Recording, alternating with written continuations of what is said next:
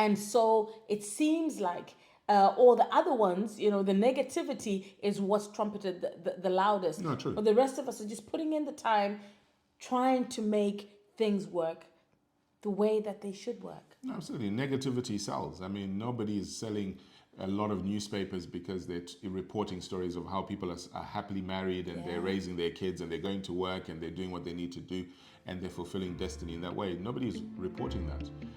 They're reporting the negativity, the cheating, the creeping, the trysts, the sexual trysts.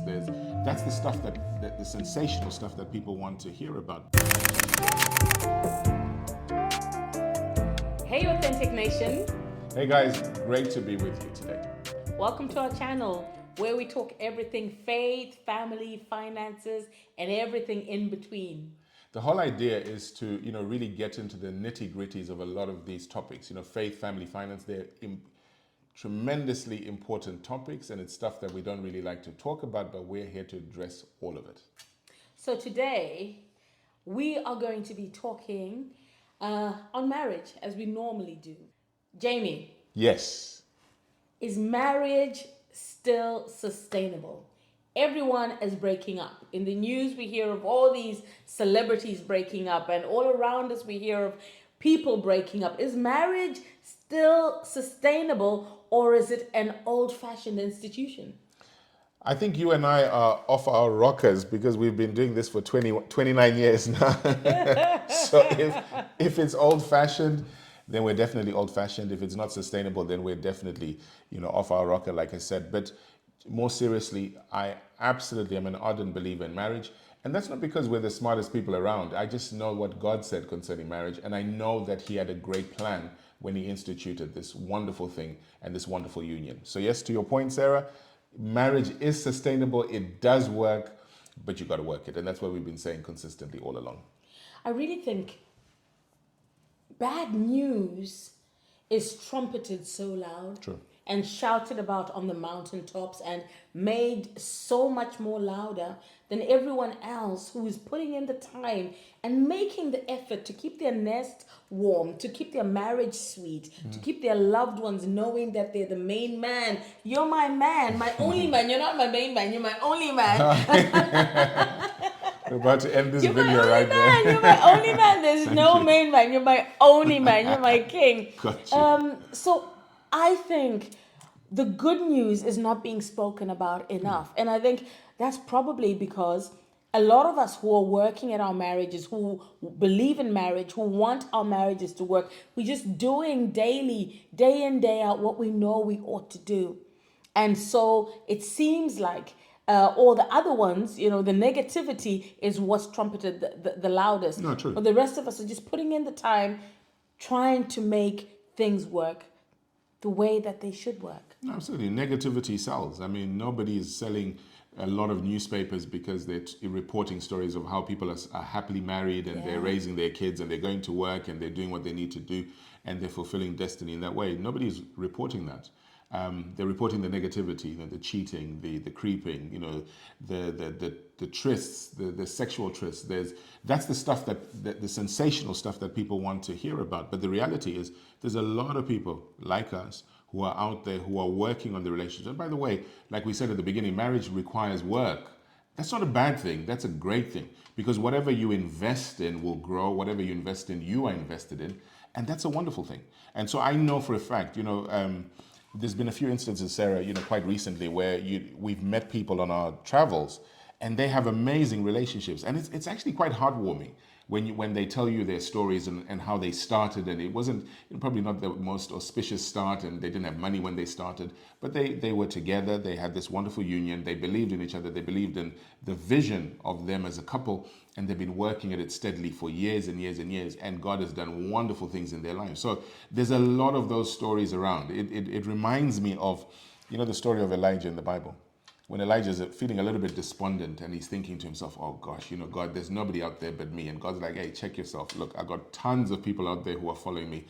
So in much the same way, if you're a couple out there, and you're feeling like, man, it just feels like we're on the Isle of Patmos by ourselves. It feels lonely and we're doing this on our own. Nothing could be further from the truth. All over this world, all over whatever country you're in, there are people who are making the investment in their relationships. And by the way, not doing what comes easily, refusing to bow down to the pressures of immorality and adultery and fornication, and just saying, you know what, we're going to stick with each other. Yes, there's a bunch of temptations out there, but that's not for us. And I've been saying this for years, Sarah. Even if you see somebody out there who's good looking, God's got some amazingly good looking kids. Are you with me? Male and female. But they're not for us. And that's what we've always understood. So yes, and we keep saying it over and over again, this stuff is sustainable, but you got to work it. It only sustains if you sustain it. Absolutely. So Absolutely. So what can we do to keep our marriages sweeter? I like what you said about keeping your nest warm. That's a great analogy. Do you know what I mean? It implies effort, it implies energy, it implies deliberate action. And that's one of the things that I think is so important when it comes to a relationship. You've got to be deliberate about making it work. And so I was talking to somebody this week. I can't remember who it was now, just off the top of my head. But I was talking to somebody about how the more you love a person, it's got very little to do with what they do as much as it has to do with what you do. And by that I mean, the more you love a person by doing things on a daily basis, the more you fall in love with them. Are you with me? People often wonder why you can love your kids so much, but they don't necessarily respond in kind. It's because we are the ones who have the responsibility for loving. And when we love, we end up falling in love with that person over and over again. So God does the same thing. The Bible says, for God so loved the world. And the more you love people, the more you're willing to invest in them. He invested in us through Jesus Christ. We do this on a daily basis by investing in one another. Just daily acts of kindness. Just thinking, look, what can I do to make Sarah's life better? And by the same way, whilst I'm thinking that she's doing exactly the same thing, because the more she invests in me, the more she falls in love with me. And the more I invest in her, the more I fall in love with her. And that's how this system works. So that's one of the basic things that we can do. Just never stop investing. Just keep investing, even when it sounds and feels counterintuitive. Even when there are days when you're thinking, oh my gosh, I don't know if I'm feeling particularly in love with my person today, but you do it anyway because you made the commitment to do that. And the more you do it, the more this thing works. Because as we always say, it is impossible for you to sow a positive seed and get a negative harvest. It's just the law of sowing and reaping. Oh, I love that. I love that. One more nugget. What else can we do to keep our marriages warm? Oh, there's so many. Keep it exciting.